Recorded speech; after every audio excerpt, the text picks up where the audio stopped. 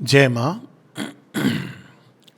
जो विषय है वो इस प्रकार है कि सर्वांगीण स्वास्थ्य, इंटीग्रल हेल्थ, वो एक हमें रूपांतरण के लिए तैयार करता है। केवल तैयार नहीं करता है, एक स्प्रिंग बोर्ड की तरह कार्य करता है। अगर हम सच में अपने स्वास्थ्य को, The recording has started. अपने Please note that your storage is almost full. Please log in and delete recordings or purchase more storage from your account. अगर हम अपने स्वास्थ्य को सर्वांगीण रूप से देखें, अपने जीवन को, स्वास्थ्य को, तो जो आगे की रूपांतरण की बात है वो अपने आप सरल हो जाती है। स्प्रिंग बोर्ड से ये बात होती है। यानी इसको अगर हम सच में अगर स्वस्थ जीवन सर्वांगीण रूप से जीते हैं तो वो अपने आप हमको रूपांतरण के लिए एकदम कैटापॉल्ट करता है, हमको वहाँ बहुत शीघ्रता से ले जाता है। तो ये बात माता जी ने कही है, in good health likes the secret of transformation. और ये क्यों कही है, इसको हम लोग पहले देखें कि इसके दो तीन कारण हैं। इसके लिए थोड़ा सा हम अगर पीछे जाएं मानव इतिहास में, मानव चक्र के इतिहास में, तो हम देखें कि जो मनुष्य की हेल्दी स्टेजेस थी, जब वो सबसे स्वस्थ रहता था, ऐसा नहीं कि तब दवाइयाँ नहीं थी, उपचार नहीं थे, हम लोग सरवाइव किए हैं, इसका प्रमाण है। तो कई बार मैं कहता हूँ कि लोग कहते हैं एलोपैथी ही इफेक्टिव है, तो एलोपैथी तो 200-300 साल आप रख लो, और एग्रेसिव एलोपैथी तो पिछले 100 वर्षों में। लेकिन मनुष्य 1 मिलियन ईयर से संसार में घूम रहा है और कहीं अधिक डेंजर्स के बीच में घूमता रहा है, और वो सरवाइव किया, उसने किया है। और यदि हम विश्वास करें लेखनी को, इतिहास को, तो काफ़ी हेल्दी रहा है। यानी एक कई बार मैं इसका उदाहरण देता हूँ कि श्री कृष्ण जब महाभारत के युद्ध में बैठे हैं रथ पे, तो उनकी आयु 90 वर्ष है, और 80 वर्ष के या 75 ऐसे कुछ, या 73, 73 साल ये अर्जुन की उम्र है। तो अगर हम उस दृष्टि से देखें तो हम देखें कि वो काफ़ी स्वस्थ थी, वो मैनकाइंड। तो उस एजेस को हम देखें तो हमको क्लू मिलता है कि हेल्दीएस्ट एजेस मैनकाइंड थी जब मनुष्य के पास फार्मेकोपिया सबसे कम था। फार्मेकोपिया से मतलब है बाहरी इलाज, यानी आप दारू नहीं, दवा दारू होके बाहरी इंटरवेंशन से इलाज करते थे। तो उनके अंदर एक नेचुरल स्वास्थ्य को डेवलप करने की बहुत सारे उपाय थे, बहुत सारी इसकी, अगर हम अथर्ववेद को पढ़ें, या और अथर्ववेद बहुत बड़ा अगर लगता हो तो एक अष्टांग आयुर्वेद है, जिसमें आप आयुर्वेद का जो सीक्रेट है उसको बहुत सरल करके ये मिल जाएगी। बहुत सिंपल पुस्तक है। तो उसमें बताया गया है कि इस तरह से आपको स्वाभाविक रूप से स्वस्थ रहना है। और इसीलिए क्योंकि वो स्वाभाविक रूप से स्वस्थ रहना जानते थे, ये नहीं कि बीमारियों के बारे में नहीं पता था। अगर हम उस समय पढ़ें तो बहुत सारी मॉडर्न बीमारियां हैं जो उनको पता थी, विच इंक्लूड्स डायबिटीज़, फिट्स आना, इत्यादि इत्यादि। और इन सब के इलाज, वो हृदय के रोग, रक्तचाप, इन सब के इलाज वो करते थे। लेकिन वो केवल दवाई से उपचार नहीं था, उसमें एक दैनिक जीवन था, जीवन शैली थी, एक एटीट्यूड था, ये सारी चीज़ें थी। और सबसे अधिक वो खुले रहते थे towards something higher, something greater, एक उच्चतर चेतना के प्रति। अब धीरे धीरे जो हम लोग मानव चक्र को पढ़ते हैं, चतुर्युग का, तो धीरे धीरे वो लूज़ होता गया। और लूज़ होते होते अब जो जिसको कहा जाता है एक्सट्रीम कलयुग, तो उसमें पूरी तरह हम जड़ चिन्मय हो गए। यानी अब हम केवल मटेरियल वर्ल्ड को ही, इसको अंग्रेजी में एक शब्द है जो कई हमारे डॉक्टर मित्र इससे परिचित है, रिडक्शनिज्म। सो रिडक्शनिज्म में क्या किया गया कि शरीर है, शरीर और स्पिरिट का कोई आपस में मेल नहीं है। आप ध्यान कर सकते हैं, आप भगवान में मान सकते हैं, लेकिन वो एक आपका व्यक्तिगत बात है। लेकिन जहाँ तक शरीर की बात है, उसमें हम नहीं जोड़ेंगे, भगवान को नहीं लाएंगे। भगवान को अपने घर में रहने दो, अपने दरवाजे के पीछे, या तो मंदिर में, या अपने अलमारी में, या पूजा घर में भगवान को रहने दो। लेकिन जब हम आएंगे बाकी चीज़ों में, तो वहाँ हम भगवान का कोई काम नहीं है। अब भगवान तो बड़े चंचल स्वभाव के हैं, उनको आप बंद करोगे, वो तो जेल से भी बाहर निकल आते हैं। अब हुआ है ये कृष्ण जी के साथ। तो धीरे धीरे अब चूंकि अब हम एक नए युग के साइकिल में प्रवेश कर रहे हैं, तो आप देखें बड़ी इंटरेस्टिंग चीज़ हुई है पिछले 100 वर्षों में। अगर 100 वर्ष या 125 वर्ष पीछे हम जाएं, तो एक एक्सट्रीम रिडक्शनिज्म में संसार पहुंच गया था। तो वहाँ पर बस ये था कि वास्तव तो सत्य जो है वो जड़ तत्व का ही सत्य है, और बाकी चीज़ें जो मानते हैं, मान लो भगवान में या उसकी बातें करते हैं, वो एक सुपरस्टिशन है। वैज्ञानिक हंसते थे इस पर। अगर आप इतिहास देखो उस समय, यहाँ तक कह दिया गया था 1900 में कि हमने जीवन को समझ लिया है, थ्योरी ऑफ एवरीथिंग। उसकी बात मैंने की है कि कैसे वो चीज़ें बदली जब कोई नई डिस्कवरी हुई मैक्स प्लैंक की, जो मैक्स प्लैंक स्वयं भगवान में विश्वास करते थे, ऑकल्ट साइंसेज में न्यूटन, मैक्स प्लैंक। लेकिन वो चीज़ें पीछे रहती गई और बस जड़ तत्व। और अच्छा हुआ क्योंकि हमने ढूंढा, इस प्रोसेस में हमने बहुत कुछ डिस्कवर किया। अब ये देखिए साइकिल कैसे चेंज हो रही है। तो 50s के बाद खासकर 60 में सबसे पहले योग शब्द प्रचलित होता है और स्टडी शुरू होती है ट्रांसेंडेंटल मेडिटेशन पर। तो वो मेडिटेशन, उसका बेनिफिट होता है कि नहीं। पहले हुआ कि भाई जो ड्रग्स वगैरह लेते हैं उस पर बेनिफिट होता है कि नहीं। धीरे धीरे धीरे योग एक कॉमन हाउस होल्ड वर्ड बना। अब तो खैर यूएनओ में भी उसकी स्वीकृति मिल गई है, इंटरनेशनल योगा डे। तो अब धीरे धीरे फिर से हम जड़ तत्व को ही सब कुछ नहीं मान करके अब ऐसी चीज़ें आने लगी जिनको पहले कहा जाता था कि ये सब तो केवल टोना टोटका, सुना होगा आपने, झाड़ फूक टोना टोटका देखा होगा शायद, गांव में हमने देखा है। तो वो लोग करते थे कुछ मंत्र वंत्र पढ़ के और कहते थे कि ये ठीक हो गया, हुआ नहीं हुआ। सब चीज़ों के पीछे अगर आधुनिक वैज्ञानिक से पूछेंगे, वो प्लेसिबो इफेक्ट एक बहुत बड़ा अम्ब्रेला था जिसमें वो सारी चीज़ों को डाल दो तो हाँ ठीक हो जाते थे, प्लेसिबो इफेक्ट। अब कई चीज़ें ऐसी देखी हैं जो प्लेसिबो इफेक्ट से समझनी बड़ी मुश्किल होती है। मैं अपने जीवन का एक अनुभव बता रहा हूँ कि हमारे घर के बगल में एक सज्जन रहते थे, बहुत गरीब थे, लेकिन हर महीने उनके घर में सत्यनारायण स्वामी की कथा होती थी। हम भी जाते थे। हम सब, पहले तो ये ऊंच नीच का भाव नहीं था जब तक लोगों ने हमको बताया नहीं कि कास्ट भी कुछ होता है और हैव्स एंड हैव्स नॉट होता है, ये भाव नहीं था हमारे गांव में, तो नहीं था। तो हम ठीक ठाक परिवार से थे और वो बहुत गरीब थे, लेकिन जाते थे, मामा बुलाते थे ऐसे, ये बताने के लिए कि कितना एक दुष्प्रचार हुआ है भारतवर्ष के बारे में। तो उनकी जब एक बार उनको पैरालिसिस हुआ और वो मृत्यु, मतलब सबको लगा कि अब मरने वाले हैं, तो क्या करते थे, तो ब्राह्मण देवता को बुला लो और मुंह में गंगा जल और तुलसी डाल दो, प्राय घरों में होती थी। तो मेरे पिताजी को बुलाया, कहा, उन्होंने इशारा किया और उनकी वाइफ ने कहा थोड़ा दे दीजिए गंगा जल और तुलसी, जिससे जाएंगे तो जाएंगे लेकिन शांति से जाएंगे। कोई ये सब नहीं था कि वेंटिलेटर ये वो। तो पिताजी ने दे दिया अपना, जैसी प्रभु की इच्छा सब लोग सो गए। अगले दिन वो ठीक हो गए। अब एक्सप्लेन करने को हम इसको समझ आ सके, ऐसी कई घटनाएं हैं, मैं एक नहीं कह रहा हूँ। एक और बताता हूँ कि नेचुरल फेथ का कितना बड़ा योगदान होता है। हम सब खुले मतलब ओपन तालाब में तैरे हैं और जो खुला कुआं होता था उसके जल से हमारे शरीर के अंदर उसके जलकण हैं और ठीक ठाक हैं मतलब कोई तो ठीक है, चीज़ें होती थी, लेकिन एक शरीर की एक अपनी इम्यूनिटी। तो अब धीरे धीरे वो जो पहले कहा जाता था टोना टोटका और झाड़ फूंक, अब देखिए नए नाम में ये आया है जिसको एक स्वीकृति मिल रही है। उसको आप कहते हैं हम प्राणिक हीलिंग, रेकी। अब ये डिग्निफाइड नाम है। कई लोग हैं जो रेकी हीलर्स जाते हैं, ऐसे जगहों पे जाते हैं। अब पीपल हैव मोर एक्सेप्टेंस, क्योंकि अब एक नई फिर से वही चीज़ें जो हमने खो दी हैं वो अब धीरे धीरे वापस आ रही हैं। फिर उसके बाद धीरे धीरे अब मेडिटेशन का हमारे स्वास्थ्य में रोल, बिल्कुल अब इसकी स्वीकृति मिल गई है। जब मैं साइकेट्री पढ़ रहा था तो हमारी साइकोलॉजी किताब में जब मेडिटेशन के बारे में एक पेज था, उसमें केवल इतना लिखा था कि मेडिटेशन हेल्प्स, जो टाइटल था, meditation helps says the yogi, the scientist are listening. तो एक स्वीकृति थी। ये मैं बता रहा हूँ कि 80s की बात है। अब मेडिटेशन को धीरे धीरे स्वीकृति मिल गई है। All India institute medical science Delhi में इंटीग्रल हेल्थ का एक सेंटर था, और भी मैं जानता हूँ गुजरात में, जहाँ इंटीग्रल हेल्थ, मेडिटेशन, म्यूज़िक द्वारा थेरेपी, ये चीज़ें आ रही हैं। क्यों आ रही हैं? क्योंकि फिर से हम अब वो एक्सट्रीम मेडिकल रिडक्शनिज्म, जहाँ हमको केवल शरीर, तो हम ये जो पार्ट हैं जिनको शरीर से हमने काट करके अलग कर दिया था।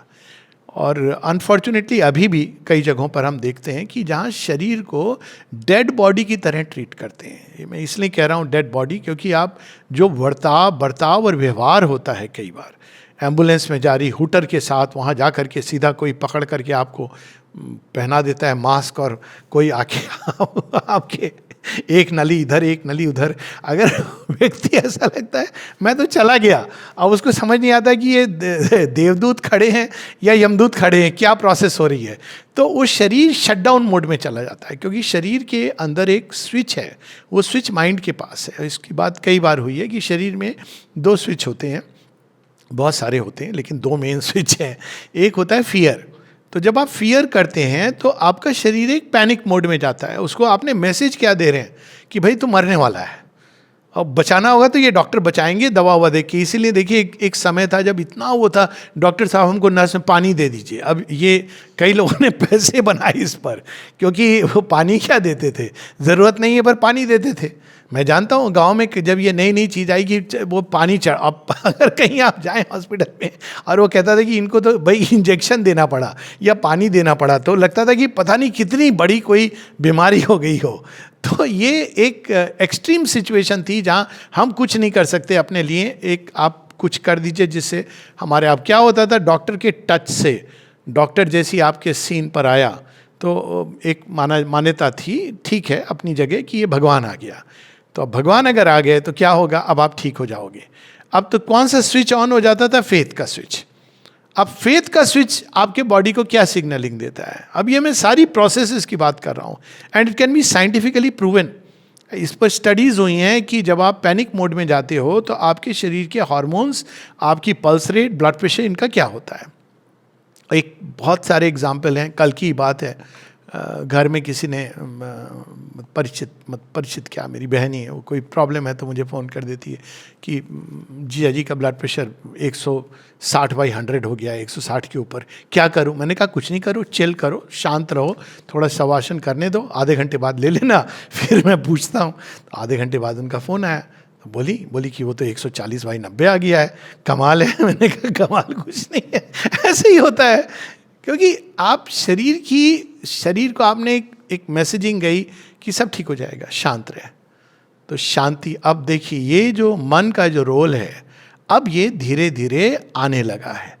अब पहले ये रिकॉग्नाइज बैकडोर से आया साइकोसोमैटिक के रूप में, उसके बाद धीरे धीरे साइकोलॉजी, हमारी जो एटीट्यूड्स हैं, इसका क्या प्लेसिबो इफेक्ट के रूप में, नोसेबो इफेक्ट के रूप में। नोसेबो इफेक्ट भी है कि आपको कोई चीज़ अगर लगती है, कई पेशेंट आते हैं कहते हैं ये दवाई से हमको ये होगा वो होगा, तो मैं इंसिस्ट नहीं करता हूँ, मैं कहता हूँ आप बोलो कौन सी दवाई आपको ठीक लगेगी, तो कोई प्रॉब्लम नहीं, क्योंकि उसको नोसेबो इफेक्ट शुरू हो जाएगा। He is not having faith in the medicine, और उसको साइड इफ़ेक्ट ऐसे शुरू हो जाने लगेंगे जो आपने कहीं डॉक्यूमेंटेड नहीं है। तो यू हैव टू रिस्पेक्ट कि मनुष्य का जो मन है वो बहुत प्रभावशाली है। तो माइंड के, और ये पुराने समय में तो हम यही कहते थे, मन के हारे हार है, मन के जीते जीत। और इसके कितने उदाहरण हैं, अगर मैं केवल उदाहरण की बात करने लगूं, कई टॉक्स में मैंने इसकी बात की है, रियल लाइफ एग्जांपल्स, तो आपको लगेगा कि सच में मन इज़ द रियल मास्टर। इसको हमने अलग करके कर दिया कि मन का कोई रोल नहीं है। और इसीलिए जो अच्छे डॉक्टर होते हैं वो हमेशा मरीज के साथ डिस्कस करते हैं। जो बुरे डॉक्टर्स होते हैं, मतलब डॉक्टर्स तो सभी अच्छे होते हैं, पर जो ग्रेट डॉक्टर और गुड डॉक्टर, ग्रेट डॉक्टर्स मनुष्य से उसकी हीलिंग में उसका सहयोग लेते हैं, और जो केवल गुड डॉक्टर्स हैं वो मेडिसिन प्रिस्क्राइब करते हैं। और अगर मरीज कुछ कहता है तो सीधा कह देते हैं डॉक्टर मैं हूँ या तुम हो, मैंने लिख दी है, तुमको बस दवाई खानी है, ठीक हो जाओगे। अब ये जो एस्पेक्ट है, जो ग्रेटनेस कहाँ से आती है, वो कई बार छोटी छोटी टचेज़ हैं, हाथ पकड़ना। आप क्या कर रहे हो बेसिकली, आप मरीज के अंदर एक सिर पे हाथ फेर दिया, आप मरीज के अंदर एक फेथ को जगा रहे हो, उसका स्विच ऑन कर रहे हो, दूसरा switch which is the switch of faith. So पहली चीज़ हमको ये समझनी है कि माइंड का रोल है इसमें। तो सर्वांगीण जब स्वास्थ्य की बात होती है तो इसका अर्थ है कि केवल शरीर नहीं, हमारी प्राण ऊर्जा, अगर हम देखें तो हमारी श्वास कैसी हो जाती है। अब नाड़ी जो वैद्य होते हैं वो कैसे देख के बताते थे कि बीमार है कि नहीं। अगर आप इसको स्टडी करेंगे ध्यान से तो आप देखेंगे कि जब कोई व्यक्ति अस्वस्थ होता है, उसके बस आपको पकड़ना है नाड़ी की गति, यू विल फील कि अब वो बहुत तीव्र गति से हो रही है। वो मैं एरिथमियास की बात नहीं कर रहा हूँ, टेकिकार्डिया की बात नहीं कर रहा हूँ, या उसकी जो वॉल्यूम है वो कम हो रही है, कैसे हो रही है, आप धीरे धीरे देखें कि प्राण शक्ति का बहुत बड़ा असर पड़ता है। तो किस तरह का प्राण हमारे अंदर है, उसमें आप देखिए समग्र सर्वांगीण स्वास्थ्य क्या बताता है। वो एक प्रकार का प्राण नहीं है, क्योंकि हम लोग नॉर्मली प्राण से समझते हैं जो ब्रेथ है, ब्रेथ से ही ले रहे हो, लेकिन हम क्या केवल ऑक्सीजन ब्रीथ कर रहे हैं, हम बहुत कुछ ब्रीथ कर रहे हैं, वातावरण को ब्रीथ कर रहे हैं।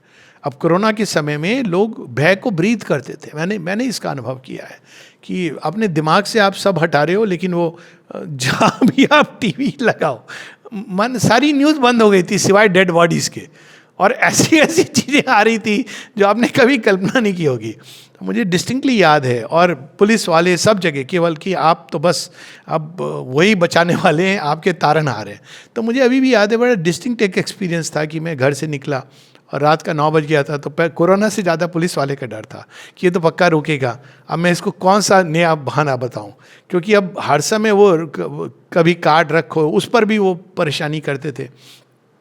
तो निकला, पुराने पापी थे, बहुत सारी सोच रखी थी कि क्या बोला जाएगा, कुछ नहीं होगा तो एयरफोर्स का कार्ड प्ले करूँगा।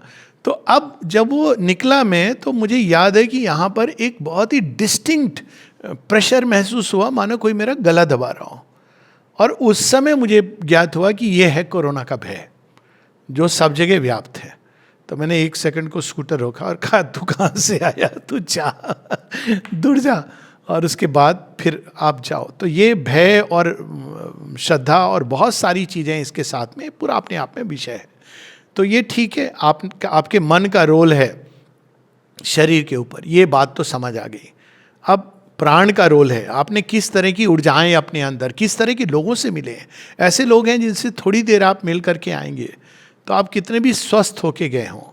कुछ ऐसे डॉक्टर भी होते हैं अनफॉर्चुनेटली कि आप जाने के पहले आपको था अरे थोड़ा गला वला खराब है, डॉक्टर को दिखा देते हैं। जब आप बाहर आए तो आपका चेहरा बहुत लटका हुआ है, आप पूछो क्या हो गया, अरे उसने तो कहा बहुत मुझे एक्यूट ट्रेकियोब्रोंकाइटिस हो गई कोई बात नहीं है, ठीक हो जाएगा लोग बहुत घबरा करके आते हैं, खासकर अगर एक्सरे के बाद वो पुरानी फिल्मों में दिखाते थे ना, देख रहा है डॉक्टर बड़े ध्यान से, उसके चेहरे को देख के लगता था कि वो आपका वारंट लिखने वाला है, कि मौत का वारंट।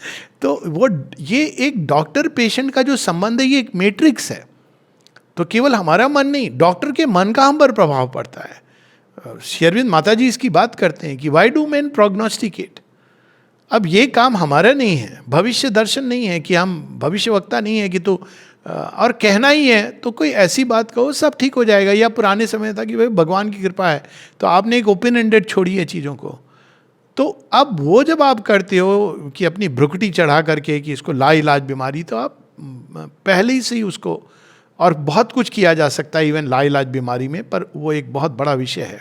तो हम लोग अपने विषय पर आए। तो प्राण, कैसे लोगों के साथ आपका उठना बैठना है, केवल भोजन नहीं, केवल प्राण, केवल, और पुराने समय में इसका भी था कि आप भोजन कैसा कर रहे हैं, सुबह से शाम तक की आपकी सुबह कैसे उठते हैं। आपने नोटिस किया होगा, प्राण का एक सिंपल एवरीडे एग्जाम्पल, कभी प्रयास कीजिए सूर्योदय के 1 घंटे पहले उठने का, 5 बजे उठ के आप फील करिए कि ऊर्जा कैसी है, और वही चीज़ 10 बजे उठ के फील करिए। वही चीज़ आप शाम को ढलते सूरज में, just feel it, you will see the difference. ये कोई रॉकेट साइंस नहीं है।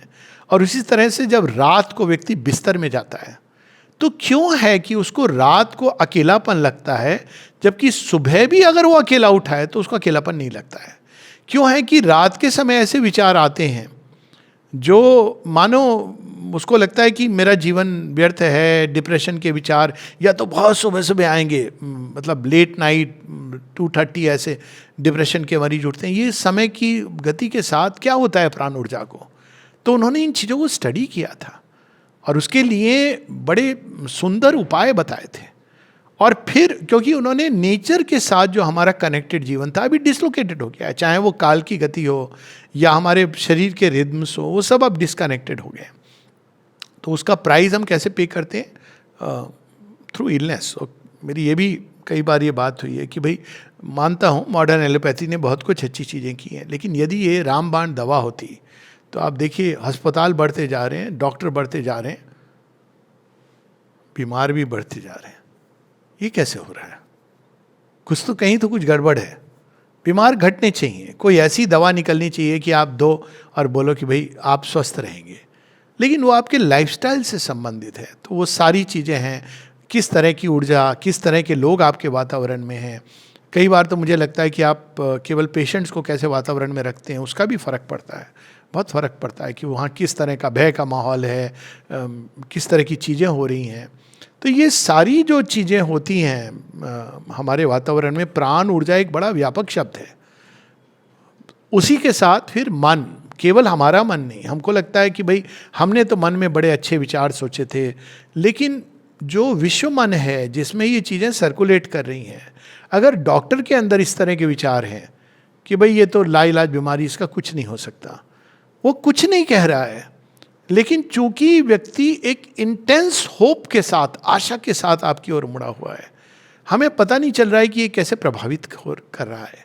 अगर हम गुस्से में मरीज को देख रहे हैं तो ये सारी चीज़ें मरीज के अंदर जा रही हैं, क्योंकि पुराना जो सिस्टम था, साइंस थी, उसमें सब चीज़ें अलग अलग थी। अब चाहे वो क्वांटम विज्ञान हो या मानव विज्ञान हो, जीवन विज्ञान हो, अब एक नई चीज़ जो आ रही है कि थिंग्स आर इंटरकनेक्टेड। आप इस इंटरकनेक्टेडनेस जो है जीवन का, इसको लूज नहीं कर सकते। ये चीज़ें इंटरकनेक्टेड है। कार्मिक थ्योरी का भी बेसिकली अगर उसके कोर में जाएं तो एक मतलब ये है कि थिंग्स आर इंटरकनेक्टेड। यज्ञ का भी अर्थ ये है कि थिंग्स आर इंटरकनेक्टेड। तो हमको ये समझना है कि केवल मेरा मन नहीं, बल्कि ये सारा विश्व मन, ये सब कुछ हम पर इम्पैक्ट करता है। जो लोग वातावरण में हैं, अभी तक इसका शिक्षा में बहुत ज़्यादा इसको इंट्रोड्यूस नहीं हुआ है मेडिकल कॉलेज में, कि जहाँ हमको ये बताया जाए कि हमारा माइंड और वाइटल, डॉक्टर की पर्सनालिटी पेशेंट पे रिएक्ट करती है, बिना कुछ कहे रिएक्ट करती है। हम क्लोज्ड कंटेनर्स नहीं हैं, हमसे विकीर्ण होती हैं चीज़ें सारे वातावरण में। हमारी ऊर्जा, हमारी सोच ये वातावरण में विकीर्ण होती हैं, उनका प्रभाव पड़ता है। तो ये सारी चीज़ें एक, जब हम लोग बात करते हैं सर्वांगीण स्वास्थ्य की, तो ये सब उसमें इंक्लूडेड है। ये एक पैकेज है। सर्वांगीण स्वास्थ्य केवल ये नहीं है कि मैं रोज आसन करता हूँ या एक्सरसाइज करता हूँ और मैं रोज प्राणायाम करता हूँ और मेडिटेशन करता हूँ। It's not enough. Even your atmosphere और एनवायरनमेंट जिसमें आप सांस ले रहे हैं, हर किसी का, माँ बताती है कि कई लोग इग्नोरेंट गुडविल जिसमें बैड विल छिपी होती है, वो आप पर इफेक्ट करती है। आप आपने देखा होगा कि कोई आते जाते लोग कहते हैं कि मेरे साथ तो बहुत होता है, पता नहीं लोग क्या नोटिस करते हैं, मेरा वजन तो वही का वही है, पर वो कहेंगे अचानक कि पांडे जी थोड़े आप दुबले हो गए। मैंने कहा पतला हो गया या दुबला हो गया? दुबला नहीं हूँ दुर्बल नहीं हूँ दुबले का, हाँ हो सकता है पतला, नहीं कुछ वजन। अब भाई छोड़ दो दूसरे व्यक्ति को, आपका वजन कुछ कम हो गया है। मैं कहता हूँ हाँ अच्छी बात है, वजन कम करने के लोग क्या क्या करते हैं, डाइटिंग वाइटिंग, ऐसे ही कम हो गया। This is ignorant goodwill. कई लोग इस तरह की बात करेंगे, आपकी आंखें तो नहीं पीली हो गई, ये कौन सी जॉन्डिस देखने की नई विधि है, मुझे नहीं मालूम। जॉन्डिस ऐसे नहीं देखा जाता है, मैं लोगों को बता बता के परेशान हो गया हूँ। जॉन्डिस ऐसे नहीं देखी जाती। आपकी आंखें पीली हो रही हैं, आपको कुछ थोड़ी देर रुकोगे तो पीली नहीं रहेंगी, लाल पीली हो जाएंगी गुस्से से। पर ये एक प्रकार से ये जो इंटरैक्शन है हमारे वातावरण का, हमारे आसपास एटमॉस्फेयर को, इसीलिए किस प्रकार की लोगों में हमारी संगति है, किस प्रकार की चीज़ें। और सत्संग का सबसे अच्छा तरीका पुस्तकें। ये तो मैं हमेशा कहता हूँ कि they are the best companions, क्योंकि वो हमारे अंदर, हमारे विचारों के अंदर एक क्लेंजिंग करते हैं, हमारी प्राण ऊर्जा को भर देते हैं, नई आशा से भर देते हैं, फेथ जागृत कर देते हैं। तो ये सारी चीज़ें सर्वांगीण हेल्थ में आती हैं। तो अब ये हमको कैसे ले जाता है, इसका रूपांतरण से क्या लेने देना है? इस तरह से लेना देना है कि अगर आप मन की भूमि, प्राण की भूमि और शरीर इस तक पहुंच गए, तो अब आप नेचुरल एक्सटेंशन, आप स्पिरिट की भूमि पर जाओगे। और इसको हम छोटी सी एनालॉजी से ले लें कि इसका रूपांतरण से क्या संबंध है। तो पहले एक छोटी सी अब उदाहरण के लिए ले लें कि आपके घर में आपने किसी को बुलाया कि भाई आके हमारे घर में डेकोरेशन कर देना। दिवाली का चल रहा है ना डेकोरेशन। तो अब देखिए दिवाली के पहले क्या किया जाता था। दिवाली के पहले कुछ लोग बाद में करते थे, लेकिन पहले भी करते थे, समझदार लोग पहले करते थे। और वो था आप पुराने को हटाते हो, क्लीनिंग करते हो घर को। कई लोग पुताई कराते थे, इट्स ए प्रोसेस कि आप करते हो। क्यों क्लीन करते हो? अब आपने मान लीजिए डेकोरेटर को बुला दिया, तो डेकोरेटर आया, जैसे ही देखेगा घर तो अस्त व्यस्त पड़ा है, वो तो पहले कहेगा कि मैं क्या करूं, कहाँ डेकोरेट करूं। पहले आप अपने घर को क्लीन करवाइए। होगा ना ये कि आपने बुला लिया है किसी को, लेकिन आपका घर बहुत ही अस्त व्यस्त है, तो वो कैसे उसके अंदर कुछ भी करेगा जब आपका एक बेसिक वही ठीक नहीं है। माता जी इस बात को बताती हैं, कहती हैं कि अगर तुम्हारे अंदर डाउट है, तुम्हारे अंदर रेस्टलेसनेस है, एंग्जाइटी है, भय है, और तुमने भगवान को बुला लिया ठीक करने के लिए, तो भगवान पहले इन चीजों को हटाएंगे। यहां तक कि उन्होंने द्रव्य गुण के बारे में भी बताया कि किसी ने कहा कि फिर तो दवाई कोई भी दे दो कोई फर्क नहीं पड़ता। बोलती नहीं, अगर तुमने गलत दवाई दी, क्योंकि एक द्रव्य गुण नाम की भी चीज होती है, तो अगर तुमने गलत दवाई दे दी है तो भगवान की जो शक्ति है या स्पिरिट की जो फोर्स है, वो पहले उसके जो साइड इफेक्ट्स हैं उनको काउंटर करने में लगती है। अगर आपके अंदर ये सारी चीजें भरी हैं, इसीलिए जितना क्वाइट रहेगा व्यक्ति, जितना श्रद्धा से भरा होगा, उतना अधिक एक्ट करेगी। अभी मैं पढ़ रहा था, बड़ी सुंदर, एक पहले भी पढ़ी है, एक अभय सिंह नाहर थे यहाँ पे, तो वो उनका हर्निया का शायद ऑपरेशन हुआ या किस चीज़ का था, शायद हर्निया का था। तो माँ ऑपरेशन के फेवर में नहीं रही हैं कभी भी। माँ Shri Aurobindo, they have always said violent means शरीर के ऊपर जितना कम हो उतना करना चाहिए। और उसका कारण यह है कि जब आप एनेस्थीसिया और वायलेंट मीन्स यूज़ करते हो तो शरीर की चेतना स्टंड हो जाती है। तो जब स्टंड हो जाती है तो वो मतलब आपने लिटरली उसको कह दिया तुम कुछ नहीं हो, और उसके बाद उसको केवल ये रिकूप करने में कि मेरा भी कोई अस्तित्व है, मेरा भी कोई रोल है, जो रिकवरी प्रोसेस में वो बड़ी कठिनाई होती है। मतलब it can confuse the whole body, पर ठीक है, करना पड़ता है। अभी बहुत सी अच्छी सर्जरीज भी आ गई हैं, एनेस्थीसिया भी बहुत इवॉल्व कर गया है, तो ये नहीं कि उस चीज़ को हम पकड़ के रखें। लेकिन ये जब गए तो इनको बहुत मतलब भय आ गया कि भाई क्या होगा। ऑपरेशन से किसको नहीं डर लगता है कि जो भी हो ऑपरेशन तो ऑपरेशन है, आपको लिटा दिया जाएगा, अब आप थोड़ी देर बेहोश होने वाले हो। इससे ही व्यक्ति को कुछ लोग बड़े परेशान हो जाते हैं, ब्लड प्रेशर बढ़ जाता है, ये सब होता है। तो इनको बहुत भय लगने लगा। फिर ऑपरेशन जैसे ही हुआ तो इनके तो पूरे शरीर में कहाँ कहाँ दर्द शुरू हो गया। अब इनको और वो लगा, तो इन्होंने माता जी को अपनी प्रार्थना लिख के भेजी। माता जी ने एक ब्लेसिंग पैकेट भेजा, कहा इसको अपने तकिए के नीचे रख लेना, सो जाना। अब देखिए श्रद्धा का कमाल, इन्होंने जो तकिए के नीचे ब्लेसिंग पैकेट रखा, इनको ना केवल नींद अच्छी आई, सुबह उठ के उनको इतना स्वस्थ लगा जैसा कभी ना जीवन में लगा हो। अगला दिन है सर्जरी का, उनको पूरा फिट लग रहा है। नेचुरली डॉक्टर तो अपनी प्रोसेस से जाएंगे। अब वो कहते हैं कि मैं फिर उसको रखता रहा अपने पिलो के नीचे 6 महीने तक। वो sense of joy in the body, कहते हैं पहली बार मैंने जीवन में यह अनुभव किया कि शरीर की एक एक कोशिका में भी जॉय हो सकता है। अब देखिए बड़ा विचित्र अनुभव है कि एक दिन पहले आपको इतना दर्द हो रहा है, कष्ट हो रहा है, और अचानक जैसे वो चीज़ उभर जाती है और फिर वो 6 महीने तक रहती है, लाइक ए साइंटिस्ट से। उसके बाद things come back two is normal, क्योंकि इन चीज़ों को सस्टेन करना बहुत कठिन होता है। और यहाँ तक कि मैं, चूँकि इसकी बात हो रही है, आई कैन ऐड कि माँ की एक राइटिंग भी है और मैंने खुद के जीवन में इसको अनुभव किया है कि आप धीरे धीरे दो तरह के शरीर में रहने लगते हो। एक शरीर जिसमें ये सारी आदि व्याधि सब डिसअपियर्ड रहती हैं, ना कोई पेन है, ना कोई पीड़ा है, ना कोई रोग है, you are totally in a different body जिसका कोई इससे संबंध नहीं है। और फिर इसमें आते हो, जब इसमें आते हो जिसको हम कह सकते हैं पेन बॉडी, तो सारी पेन आप वापस आता है। लाइक ये बॉडी बनी इस तरह से कि इसमें पेन, माँ इसकी बात करती है, माँ कहती है pain is the old consciousness, शरीर के सेंस में कहती है। तो खैर वो एक अलग विषय है ऑल टुगेदर। तो पहले अगर हम स्वस्थ हैं, शरीर हमारा निरोग ही नहीं स्वस्थ है, स्व में स्थित है, तो वो रूपांतरण की प्रोसेस में बहुत फैसिलिटेट करता है।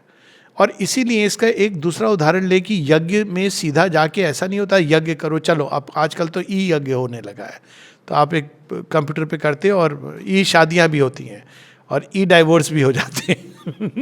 एक तो फायदा कि कम से कम आपको झमेला नहीं होगा कोर्ट वोट का। लेकिन ई शब्द पता नहीं बड़ा मैजिक वर्ड है। तो ई यज्ञ क्या होता है कि वो आता है पंडित और दबा देता है बटन, उसमें एक हल्की सी जैसे आग निकल रही हो। और आप नहीं, ये हुई कोरोना के समय, लोगों ने विवाह किया इस तरह से, भाई क्या करें, आपद धर्म। तो आप वहाँ पे फेरे ले रहे हो और आप जूम सब टेक्नोलॉजी पे आप कर सकते हो, सब कुछ डॉक्यूमेंटेड हो गया। वो मंत्र भी पढ़ दिए उसमें, आपने क्लिक किया तो मंत्र भी आ रहे हैं साथ में, पंडित से ज़्यादा स्पष्ट आ रहे हैं।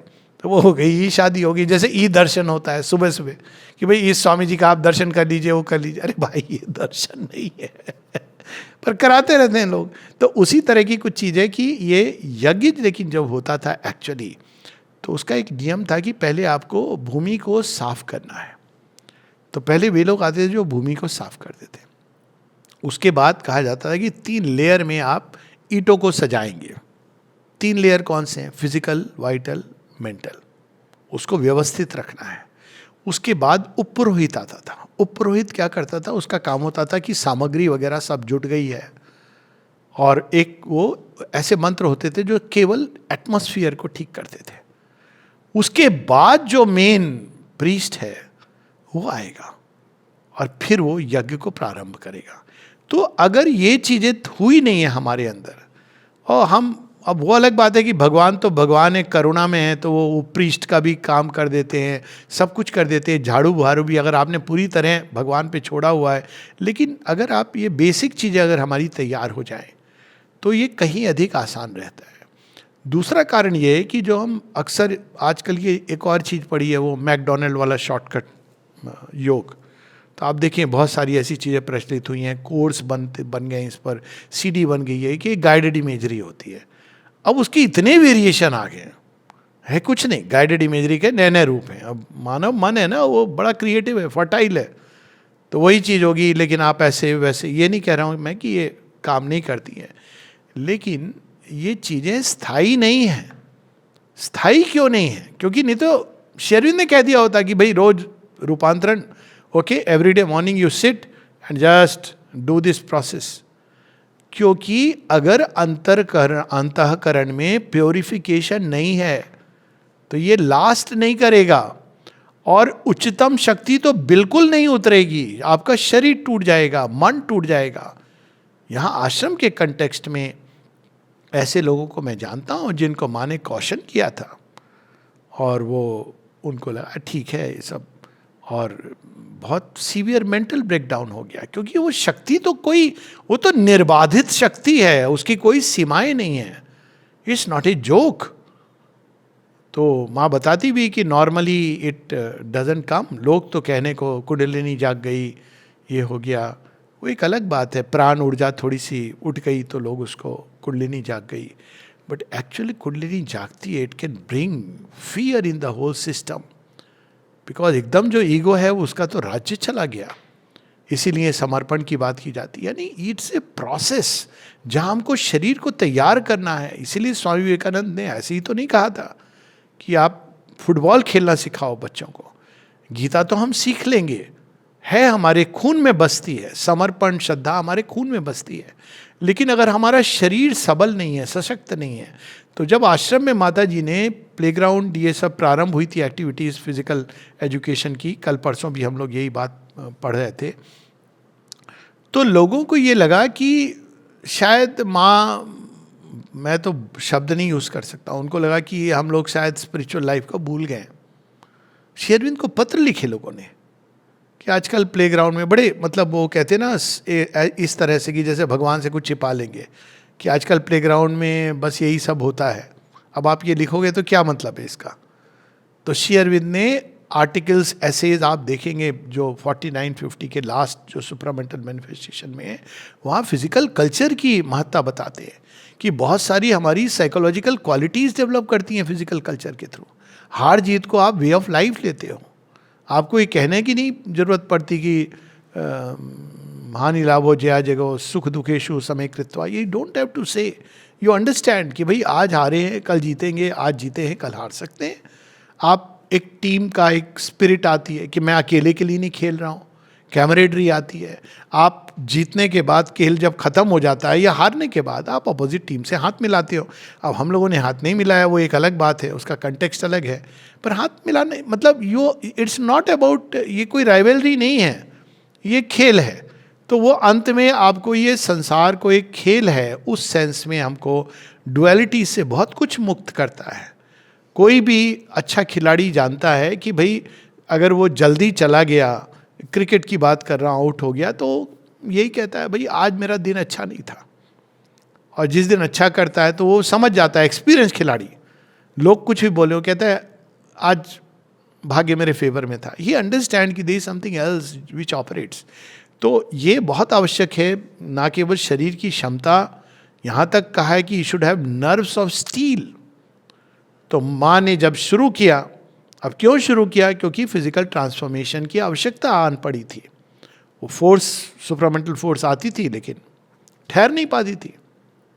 माइंड में बड़े बड़े एक्सपीरियंसेस हो रहे हैं पर शरीर नहीं सहन कर पा रहा है। तो उसके बाद फिर 56 में जब सुपरामेंटल मैनिफेस्टेशन हो जाता है, फिर तो 57, 58 के बाद तो माँ, 58 को लास्ट उनकी प्लेग्राउंड की बात हुई है, तो माँ फिर उन्होंने कलेक्टिव मेडिटेशन प्रारंभ किया। तो माँ कहती है लोग इतने मूर्ख हैं कि मैंने कलेक्टिव मेडिटेशन एक दूसरे कारण से प्रारंभ किया था, लेकिन लोग कहती यहाँ भी वे लोग भी जो श्री अरविंद को पढ़ते हैं वो कहते at last we are back to spiritual life. तो ये जो सोच है ये अलग प्रकार की रिडक्शनिज्म है, जहाँ हमने स्पिरिट अलग है, शरीर से उसका कोई संबंध नहीं है। अब आप अगर इंटीग्रल हेल्थ को लेते जाओगे इसकी गहराई में आगे आगे, तो आप देखोगे कि मन के बाद एक और ऊर्जा का नया क्षेत्र शुरू होता है। अब इसको ऐसे हम कंपेयर कर लें कि लोगों ने ऊर्जा चाहिए कार को चलाने के लिए, तो आपने पेट्रोल डिस्कवर किया, अग्नि से पहले स्टीम इंजन था, पेट्रोल, डीजल, ये सब आया, लेकिन क्या हमारी खोज वहाँ रुकी? नहीं रुकी। तो फिर क्या हुआ? इलेक्ट्रिकल इंजन, तो वही लगता था बहुत अच्छी चीज़ आ गई। फिर क्या हुआ? सौर ऊर्जा।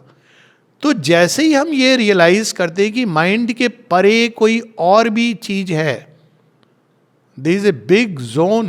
माता जी श्री अरविंद बताते कि हेड के ऊपर लगभग यहाँ पर there is a vast ocean of light, peace, beauty, harmony, love, bliss, जो हम बुला सकते हैं। लेकिन ये मैकेनिकल प्रोसेस नहीं है, एक अंदर में बेसिक तैयारी, जो बात हो रही थी मैकडोनल्ड कल्चर की। योग अपने आप में एक प्रोसेस है, ये शॉर्टकट नहीं है कि मैं आज आधे घंटे बैठ के गाइडेड इमेजरी कर लूँगा उसके बाद मेरा जीवन जैसा चलेगा।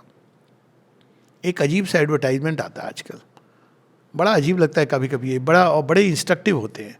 तो एडवर्टाइजमेंट ऐसा है कि कोई घर में कोई बच्चे को मैगी खानी है मोस्ट लाइकली, तो उसकी दादी या नानी बना रही है और बना देती, कहती 2 मिनट बन गया, फटाफट बना दिया उन्होंने।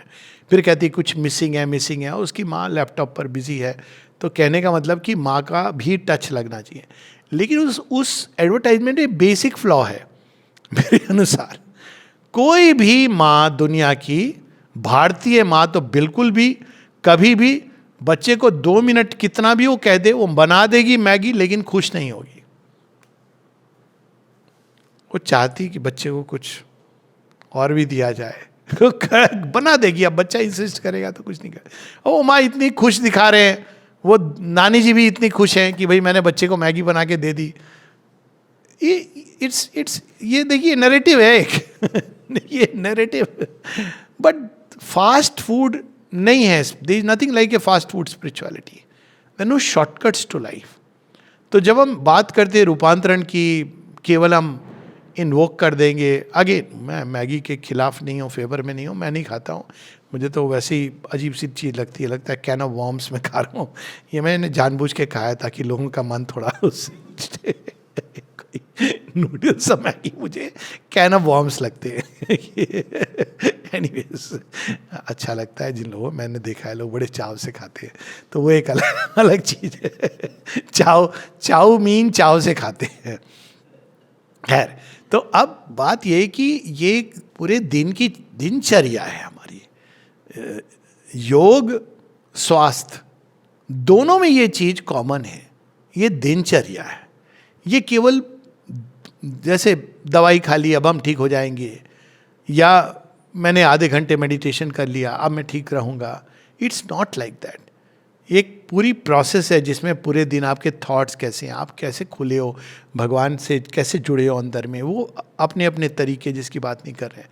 तो जैसे ही आप मन की भूमि के ऊपर उठने लगते हो तो आप देखते हो कि नई ऊर्जाओं का अक्षय भंडार है, और धीरे धीरे धीरे ये मन में, हृदय में, प्राण में, शरीर में प्रवेश करने लगती हैं। लेकिन जैसी बात हुई, अगर हमारा मन और प्राण स्वस्थ नहीं है तो रूपांतरण के पहले उसको ठीक करना पड़ता है। बहुत समय चला जाता है अगर हम खासकर कोलैबोरेट नहीं करते हैं। हम मैजिक चाहते हैं, हम लोग बड़े मैजिक प्रिय लोग हैं। देवता को हमने दे दिया अठन्नी 5 रुपये प्रसाद, और हम चाहते हैं कि वो सब कुछ कर दे, बच्चे का भी पास करा दे रहे, थोड़ी तो कम मर्यादा ही रख लो। ये जो मेंटालिटी है शॉर्टकट, ये हमने राहु को शांत करा लिया, ऐसे थोड़ी है। It is a process. और तब हम देखते हैं कि कैसे ये सारी जो एक जुड़ी हुई चीज़ें हैं। माँ एक जगह कहती हैं कि जब किसी ने पूछा कि जब हम बीमार होते हैं तो हमें आप जो भेजती हैं शक्ति, तो क्या उसकी प्रोसेस क्या है? ये एक अंतिम बात है, इससे हम लोग समाप्त करेंगे। तो माँ कहती हैं कि जितना तुम जब प्रे करते हो to send you the force for transformation, for getting cured, तो माँ कहती है I send you 3 times more। कहते अच्छा कैसे? कहती first is only to set the basic disorder right. Second, दूसरी जो शक्ति की डोज जाती है वो इसलिए जाती है कि उस डिसऑर्डर के पीछे तुम्हारी कोई प्रवृत्ति है, उसको ठीक करने के लिए, तुमको सचेत करने के लिए कि प्रॉब्लम ये है। और तीसरी जो रूपांतरण में सहायक होगी, पर ज़्यादातर मनुष्य उसको रख नहीं पाते। मुझे खुद का याद है, कोरोना, सो कॉल्ड कोरोना जो भी है, एक बार तो मुझे बड़ा अच्छा लगा। ये तब कोरोना आया नहीं था, मुझे नहीं मालूम था। I believe I am one of the first cases. उसमें सावित्री कैंप भी हुआ, खांसते सब कुछ, ब्रेथलेसनेस थी, बुखार था, सब कुछ उसमें चलता रहा यथावत। थैंक गॉड किसी को पता नहीं था। मैं बस ये सोचता था कि ये कुछ नया वायरस है, नया वेरिएंट है। तो उसके बाद मैंने देखा कि मेरे मीठा खाने की रुचि खत्म हो गई।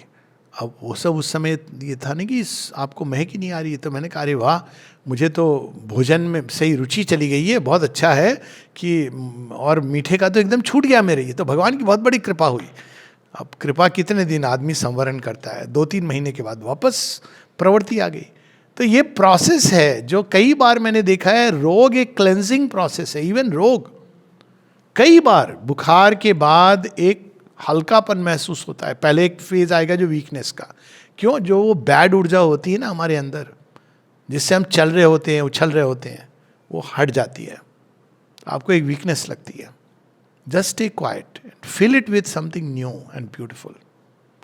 ये नहीं कि पुरानी चीज में हम वापस चले गए। अगर आप उस प्रोसेस को अलाउ करेंगे, ये मैंने देखी, अपने साथ देखी है कि वो प्रोसेस को अलाउ करेंगे तो at the end you feel so light, और कोई चीज़ आपके अंदर से हटा ली जाती है, और कभी कभी वो परमानेंटली हट जाती है अगर आप if you allow it to go to its completeness.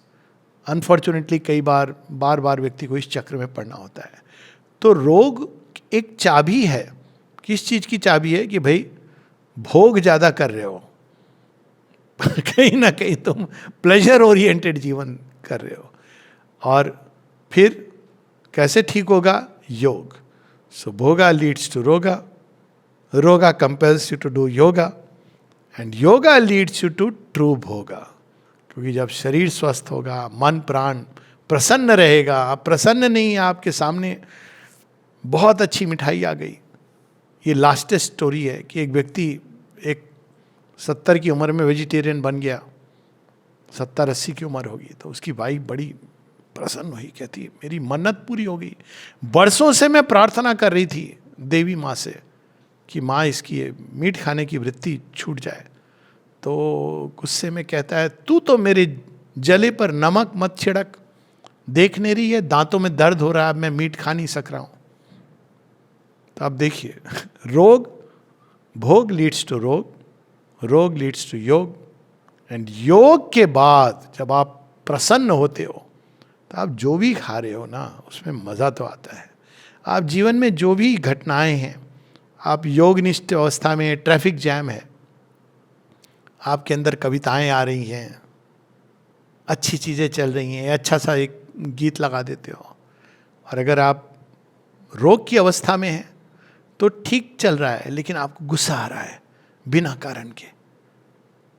तो ये बहुत बड़ा अंतर है कि अगर हम पहले ये ग्राउंड तैयार कर लें, यज्ञशाला के रूप में शरीर को देखें और मन को उपरोहित के रूप में देखें, और प्राण को वो जो अच्छे से वातावरण को क्लीन करता है, तो अगर हम ये कर लें तो रूपांतरण की प्रोसेस, जब मेन पुरोहित भगवान और उनके पहले चैत्य सत्ता, दोनों एक दूसरे से लिंक्ड है।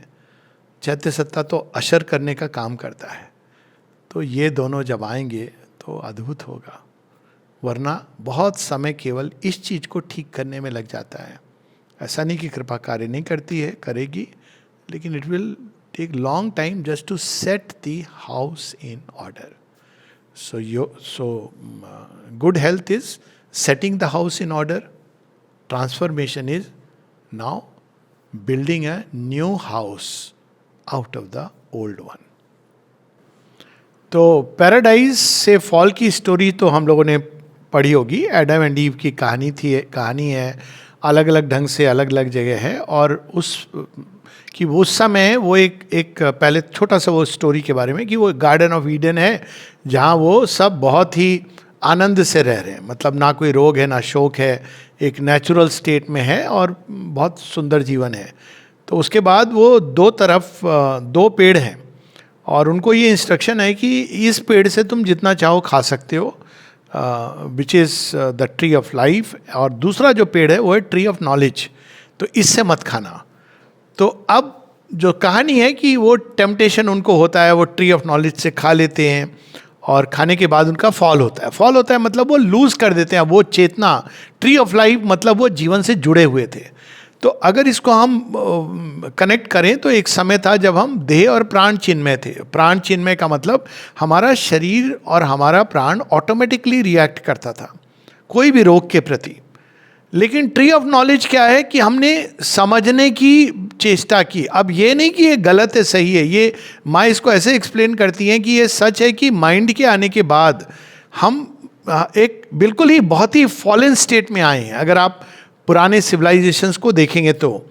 पर माँ कहती है ये इम्पॉर्टेंट था क्योंकि हम लोगों को कॉन्शियस होना था, तो उस सेंस में ये पार्ट है। लेकिन फॉल फ्रॉम पैराडाइज ये है कि वही जिसकी बात से प्रारंभ किया था, ये जो अर्ली एजेस थी मैनकाइंड की, जब इस प्रकार की मेंटल नॉलेज इतनी नहीं थी, और उस समय ऑटोमेटिकली आपका बॉडी प्राण रिएक्ट करता था, कोई भी बीमारी होती थी वो रिएक्ट करता था। और चूंकि उसके पास ये मेंटल कंसेप्ट्स नहीं थे, ये फॉर्मेशंस नहीं थे, तो वो सक्सीड भी करता था, उसके अंदर ऐसी चीज़ें अपने आप जागृत हो जाती थी। अब क्या हुआ है ना, हमारा माइंड ड्रिवन सिस्टम है और उसको तो इतना हद तक चला गया है कि ये खाओगे तो वो हो जाएगा, वो खट्टा खाओगे। अंत में आदमी सोचता है मैं खाऊं क्या और छोड़ूं क्या। मतलब अगर आप देखेंगे तो इतनी सारी चीज़ें आ गई हैं माइंड की, तो उसको फॉल कहा गया है कि शरीर की और जो प्राण की जो एक नेचुरल कैपेसिटी थी हील करने की, रोग की, वो हमने लूज कर दी है। तो that is the fall from paradise. जब बॉडी को अपने ही अंदर हीलिंग पावर्स को की जो कैपेसिटी है उसमें उसका विश्वास खो गया। अब विश्वास क्यों खो गया, इसके कई कारण हैं। हम कह सकते हैं blame it on the mind, और माइंड सेंटर्ड सिविलाइजेशन जहां माइंड ने कंट्रोल करना शुरू किया। अगेन ये आवश्यक था आगे बढ़ने के लिए, सुपर माइंड की तरफ जाने के लिए, लेकिन माइंड सेंटर्ड सिविलाइजेशन में जहां माइंड ने कंट्रोल करना शुरू किया प्राण की गति को, देह की गति को, तो अभी शरीर हर चीज़ के पहले माइंड को कंसल्ट करता है, लेकिन माइंड के पास ज्ञान है नहीं। अब ज्ञान कैसे आएगा माइंड के परे जाके, अब हम वापस नहीं जा सकते, we can not go back, और ये इसीलिए मेंटल कर्व में हम आए। लेकिन अभी जो प्रोसेस है उसमें देह और ने अपनी जो एक नेचुरल हीलिंग कैपेसिटी थी वो लूज़ कर दी है. मैं जानता हूँ कई अभी भी ऐसे विलेज के लोग अपने पौंडीचेरी में भी आपको मिलेंगे, और उनको चोट लग गई, कुछ कट गया, और आप उनसे दवाई लगा लो, टेटनस, अरे बेकार की बातें हैं. वो अपना मुंह में रख के वो ठीक हो जाता है. It gets, I have seen it. कैसे ठीक होता है? आई हैव सीन एनीमिया के केसेस ठीक होते हुए, ठीक हो जाते हैं. तो ये मैं अगेन वो, क्योंकि उनके अंदर ये नेचुरल, अब वो कैसे ठीक होता है मैंने एक्चुअली देखा है. 5.9 से अभी तो एक पर्टिकुलरली मैं जानता हूँ जहाँ मैंने कहा नहीं पक्का हीमोग्लोबिन कम हो गया है, ये है वो है, नहीं बहुत करके ज़बरदस्ती चेक कराया. तो मैंने कहा ये तो लैब में कुछ प्रॉब्लम है कि 9.7 आ रहा है, कैसे आ रहा है? क्योंकि मुझे डाइट पता है, सब पता है. Haemoglobin how can it improve जब कोई भी बाहर से सप्लीमेंट आप नहीं ले रहे हो, ना आयरन सप्लीमेंट ले रहे हो, ना आप वो खजूर वगैरह खा रहे हो. तो ये एक बॉडी के अंदर चीज़ें होती है. अब माने एक जगह लिखा है कि walk in the sunlight can cure anaemia. अब बोलिए इसकी क्या लॉजिक है? पर सन के अंदर कौन सी ऊर्जा है जो कार्य करती है? माइंड इसको नहीं अलाउ करेगा. लेकिन है कुछ जिसका रहस्य हम नहीं जानते हैं, नेचर के साथ कनेक्ट का रहस्य. कई चीजें, अब माँ ने कहा था ना कि in cherry blossom lies the cure for the diseases of spring.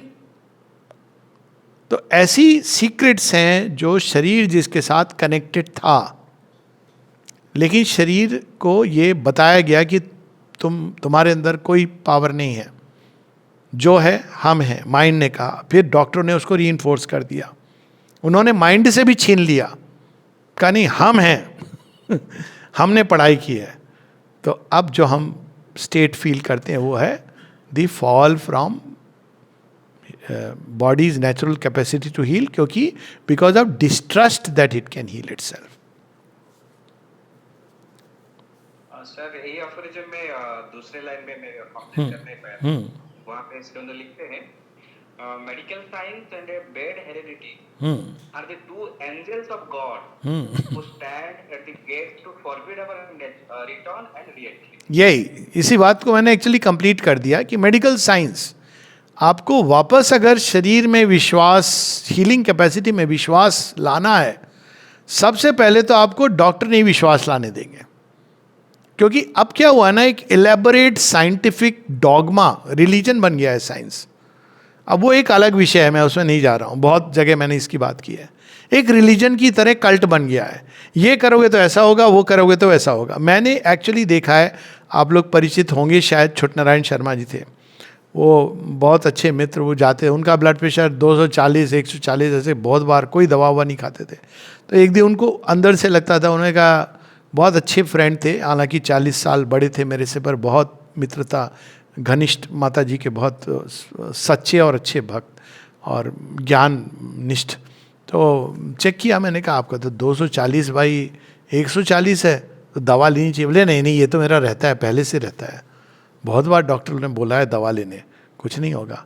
वो चलते फिरते रहते, और he died in front of me but very conscious death. उस दिन सुबह में मैंने उनको देखा पेंसिव मूड में, मुझे लगा कुछ तो है. तो मैंने कहा क्या हुआ, सब ठीक है? बोले नहीं.